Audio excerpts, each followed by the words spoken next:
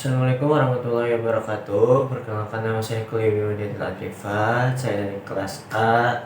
NIM saya 124010008. Di sini saya akan menjelaskan tugas mind mapping, tugas bahasa Indonesia dengan dosen pengampu Bu Aisyah Muratul Fauziah, MPD.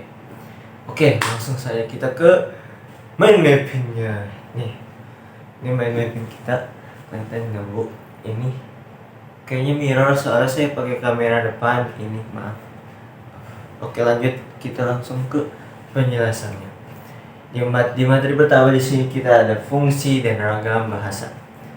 Di sini pertama saya ada fungsi bahasa. Fungsi bahasa yaitu ada 1 sebagai alat komunikasi, 2 sebagai alat mengekspresikan diri, 3 alat sebagai alat beradaptasi dan berintegrasi sosial, 4 alat kontrol sosial, dan yang terakhir sebagai alat untuk berpikir. Kemudian di sini ada ragam bahasa. Ragam bahasa dibagi menjadi 2. Yang pertama berdasarkan cara berkomunikasi, dan yang pertama berdasarkan cara berkomunikasi, dan yang kedua berdasarkan cara situasi pemakaiannya. Terus berdasarkan cara berkomunikasi dibagi menjadi 2. Yang pertama itu secara ada ragam tulis, dan yang kedua ada ragam lisan. Kemudian yang berdasarkan situasi pemakaian dibagi menjadi 3, yaitu ragam formal, ragam semi formal, dan ragam non formal. Di sini ada keunggulan dan kelemahan berkomunikasi. Yang pertama dari segi tulis. Tulis itu contohnya kayak membuat surat gitu-gitu. Terus kalau lisan itu berpidato, terus presentasi kayak seperti ini, itu contohnya secara lisan. Kalau secara tulis, keunggulannya di sini salah satunya mempunyai bukti yang otentik berupa tulisan. Jadi buktinya otentik soalnya ada di tulisan. Dan kedua di sini ada kelemahannya, tapi kelemahannya tulisan itu berlangsung lambat, lama gitu. Terus kalau secara lisan keunggulannya ini berlangsung cepat, jadi bisa langsung gitu bu, set. Kemudian di sini ada kelemahannya, tapi kelemahannya dia tidak memiliki bukti otentik, dia tidak ada rekamannya kalau langsung secara lisan gitu.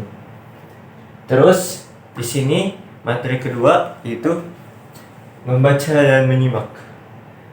Di sini yang pertama kita bahas yang membaca terlebih dahulu.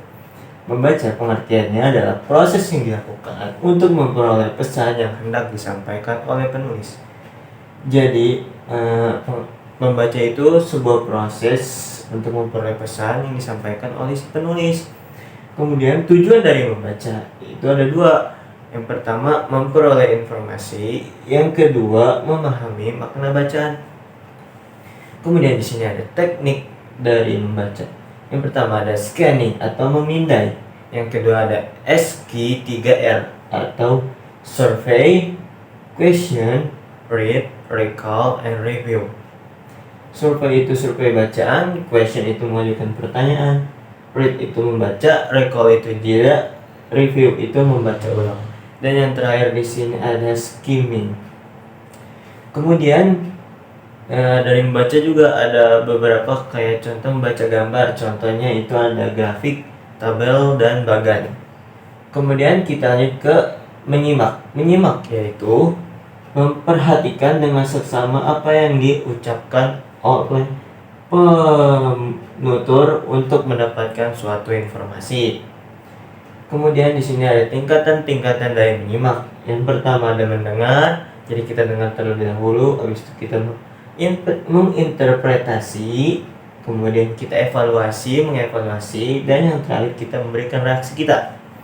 Kemudian di sini yang ketiga ada tantangan dalam menyimak. Jadi dalam menyimak juga mempunyai tantangan. Yang pertama perhatian yang terbagi, yang kedua adanya suatu gangguan, yang ketiga tidak mengindahkan pesan, yang terakhir penilaian yang terburu-buru. Selanjutnya kita ke materi yang ketiga. Di sini ada ringkasan, ikhtisar, dan resensi. Yang pertama dari ringkasan.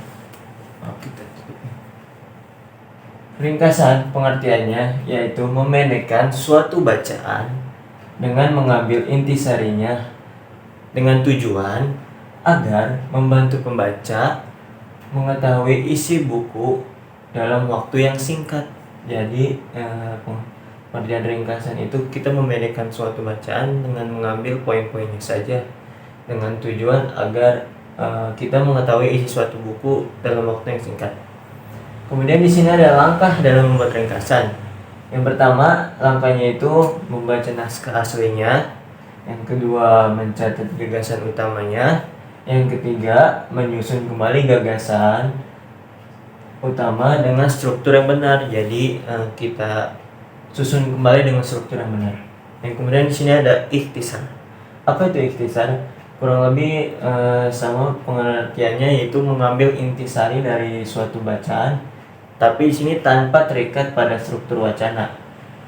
Ikhtisar ini bertujuan agar membaca mengetahui isi dari suatu buku dalam waktu yang singkat. Kurang lebih sama tujuannya seperti ringkasan tersebut. Kemudian di sini terakhir ada resensi. Pengertian dan tujuan dari resensi. Resensi adalah karangan yang berisi penilaian terhadap suatu buku.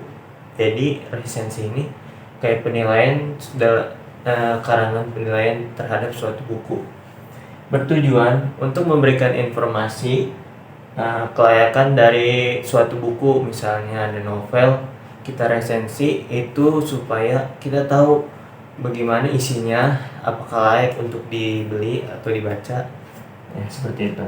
Kemudian di sini ada dalam resensi terdapat unsur-unsur di resensi. Pertama, jadi ada jenis bukunya, jenisnya fiksi atau non fiksi. Yang kedua ada identitas buku seperti penulis, penerbit, tahun terbit, tebal halaman, harga buku, dan lain-lain. Yang kemudian ada tujuan dari pengarang. Tujuan dari pengarang kayak misalnya tujuan dari pengarang itu apa? Misal agar pembaca mengetahui apa yang ada di isi pikiran si penulis. Ya, terus kemudian di sini ada keunggulan dan kelemahan. Pasti di setiap buku itu punya keunggulan dan kelemahan. Jadi dalam suatu resensi harus dicantumkan keunggulan dan kelemahannya agar si pembaca itu tahu mau beli bukunya. Oke, kemudian di sini ada materi yang keempat, ada diksi. Apa itu diksi? Diksi adalah hasil dari proses memilih kata tertentu untuk dipakai dalam suatu kalimat, alinea, ataupun suatu wacana. Kemudian di sini ada syarat dari ketepatan pemilihan kata. Menurut Keraf ada 6. Yang pertama itu konotasi dengan denotasi. Yang kedua ada sinonim atau persamaan. Yang ketiga ada kata-kata yang mirip. Yang keempat ada kata-kata abstrak. Yang kelima ada kata penghubung. Yang keenam yaitu kata umum dan kata khusus. Kemudian di sini ada faktor yang mempengaruhi tampilan suatu bahasa. Yang pertama ada cara dan media komunikasinya. Yang kedua ada bidang ilmunya. Yang ketiga melihat situasinya. Yang keempat khalayak. Yang kelima tujuannya. Kemudian di sini ada idiom. Apa itu idiom? Idiom adalah ungkapan bahasa yang artinya tidak secara langsung dapat dijabarkan dari unsur. Contoh gulung tikar dan adu domba. Gulung tikar itu artinya bangkrut. Adu domba tuh kayak kita tuh membuat orang lain saling berantem gitu. Misalnya cuman gulung sama tikar pisah, artinya beda. Jadi idiom tuh kayak harus terdapat 2 kata. Jadi artinya bisa sesuai dijabarkan dari unsur. Ya, kurang lebih seperti itu. Yang terakhir di sini ada materi paragraf. Apa itu paragraf? Paragraf itu satuan dasar tulisan yang lebih panjang dari kalimat tetapi lebih pendek dari suatu bacaan. Atau bisa dibilang paragraf itu kumpulan kalimat-kalimat. Dalam suatu paragraf itu cuma bisa terdiri dari 3 sampai 6 baris. Kemudian di sini ada ciri-ciri paragraf. Dalam paragraf ciri-cirinya Yang pertama, terdapat satu gagasan utama, itu pasti. Yang kedua, terdapat beberapa informasi kalimat atau kalimat penjelas dari gagasan utamanya. Yang ketiga, ada kalau paragraf itu pasti baris pertamanya dia agak menjorok ke dalam atau ke depan. Itu ciri-cirinya. Terus di sini ada kalimat topik. Kalimat topik itu adanya bisa di awal suatu paragraf, bisa di akhir suatu paragraf, atau juga bisa di dua-duanya. Kemudian yang terakhir di sini ada ciri-ciri dari paragraf yang baik. Cirinya yang pertama yaitu kelengkapan, terus ada kesatuan, dan ada kepaduan. Kurang lebih seperti itu. Jadi terima kasih sudah menyaksikan penjelasan singkat saya terkait materi di semester pertama ini. Kurang lebihnya mohon maaf. Wassalamualaikum warahmatullahi wabarakatuh.